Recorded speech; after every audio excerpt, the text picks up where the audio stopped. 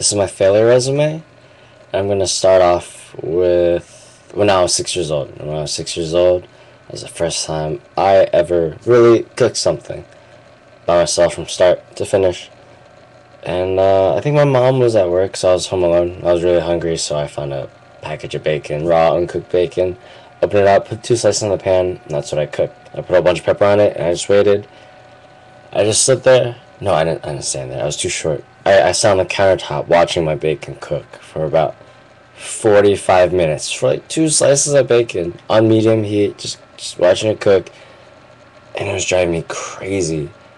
I, from for the longest time, I believed that if you ate, you know, pink bacon, if the pork wasn't cooked all the way through, then you would have intestinal, or you'd have worms in your tummy, because that's what everybody told me. So I believed it. I was 6 years old. I didn't know any better. So I ate the bacon, and in hindsight, it was really delicious. It was really crispy, greasy. I mean, everything bacon should be. But I was 6, so I didn't know whether it was cooked or not. So I was freaking out. I put my head in between my hands just like this, and I was like, "Oh my god, what am I doing?" And I threw the bacon out. But what I learned from that was the bacon was delicious. It was actually done cooking, and I think I was just being a scared little kid. Now I can cook a lot. I cook a lot of things. Bacon is cake now, so it's good. My next failure is at my job. At my job, I work with Nate Appleman, and if you know who Nate Appleman is, you Google him. His last name is Appleman, first name Nate, and he won the James Beard Award, hottest rising chef or something like that, best young chef, whatever. And he was also an Iron Chef, so that makes him an authority on food, and he knows what he's talking about. And I always had a really hard time communicating with him. Like, we would have conversations, and they would just end in total awkward silences. Like, he would just stare at me, like, say something. I wouldn't know what to say. I mean, this guy's on top of his game. He's huge. So what I take from that is I need to be better at one-on-one communication. Like, continuing a conversation for a long time. I need to keep on asking questions, saying stuff, something that I guess gets the other party's attention, and just roll with it. You know, I can talk to my friends. I can talk to my coworkers. I can do interviews. I can do interviews for forever, all day, every day. I can do that. But I don't know why I just couldn't talk to Nate. It's also hard to talk to my relatives, like my uncles and stuff, because the same thing happens. I'll say something and then it'll just be awkward silence.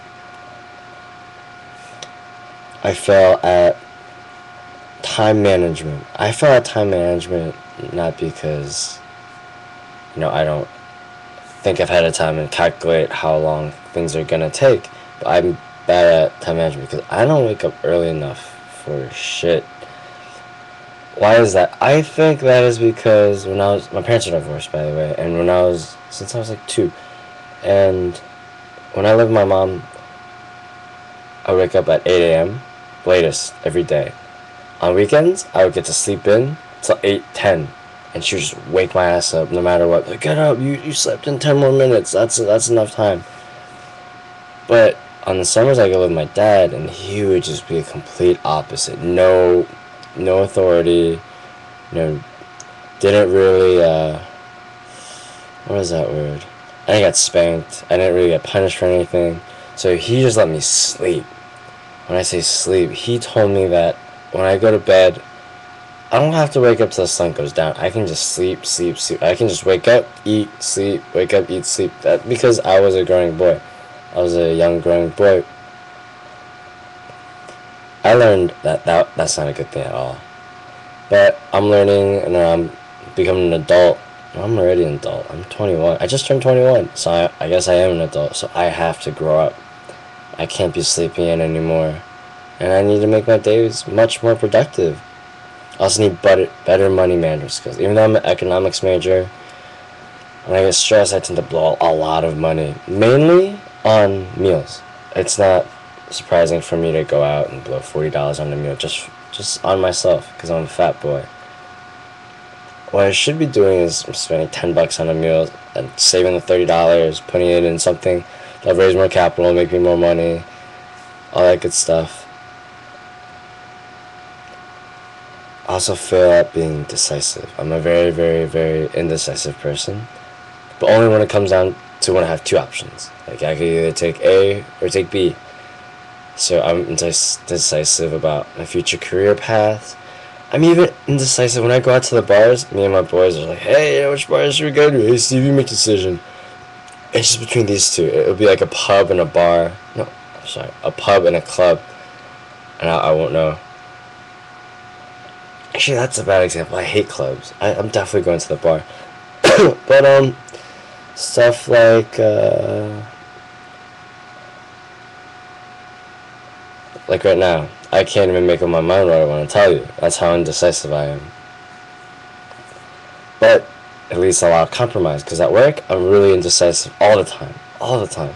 So I just play it off like, hey, you know what? We will collaborate and discuss, and we end up collaborating and discussing. And I'll just be like, I'll be the mediator. I'll just say, hey, you know, this sounds like a good idea. We should go with this. And everyone will be like, yeah, let's do that. So it's not really much of a dictatorship at where I work at. That should change. That's really bad. I need to be more decisive. If I ever want to be a leader, like a real leader, not just some manager and some like team job. I want to be an entrepreneur. If I want to move a company forward, I need to be able to make up my mind. I need to make a decision and have all my followers just charge up the hill with me with whatever decision I decide to take.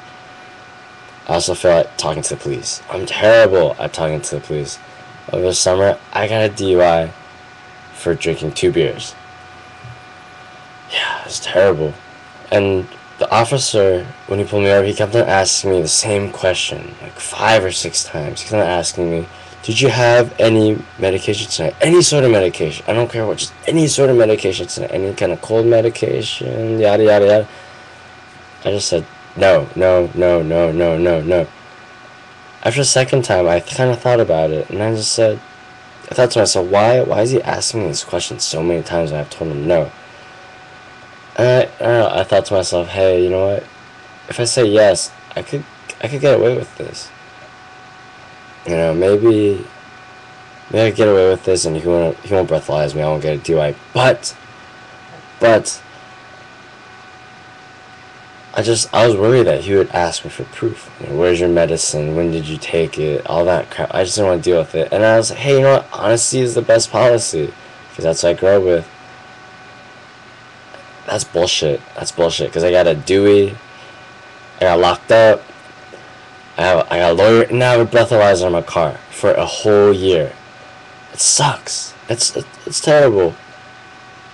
So what I got from that is, when an officer, if anybody asks you a question 6 times in a row and isn't being mean about it, is trying to get you to say yes, you should probably say yes, because it's probably for the best for you. And I need to know how to be a better liar, because honesty is not the best policy. Not when it comes to police officers, no, or the IRS, or any government agency trying to screw you over. Yeah, that's my failure resume. That's 8 minutes and 50 seconds. Nice.